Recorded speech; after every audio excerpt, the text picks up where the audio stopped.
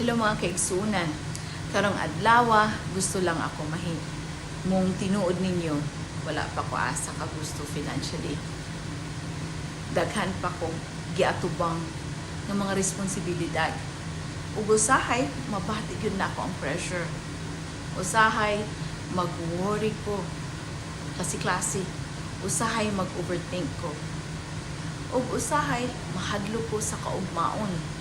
Pero dili ko mapabilin ana nga pagbati. Gibalik na ako tanan sa Ginoo. Kinaagyud mga butang sa kinabuhi nga dili nato kontrolado. Buhaton natong atong parte. Maningkamot ta. Mangita ta og paagi.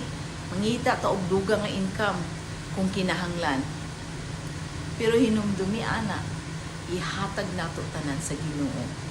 Kay siya maoy atong provider. Kabalo siya sa atong panginhanlan og nakakita siya sa atong kahimtang. Busa bisan lisod ang sitwasyon, nagsalig gihapon ko sa iya. Kay nakita na nako sa una unsa siya ka faithful. Nakita na nako nga mohatag siya og paagi bisan wala nay klarong dalan.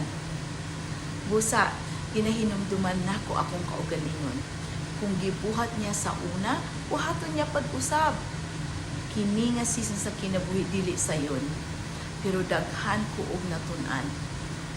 Pagpaubos, pagpugong og pagsalig gayud sa Ginoo. Ug bisan dili pa nako klaro ang tanan, nagpadayon gihapon ko. Hinay-hinay lang, usa ka lakang matag adlaw, mga naay pagtuo.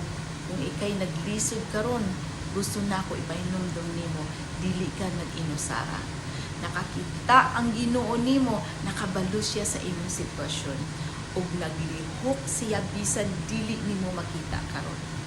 Busa ayaw pag-undang, padayon lang, salig lang sa Ginoo kay moabot ang panahon nga siya gyud ang magbukas og dalan. Nagsalig ko sa Ginoo bisan unsa pa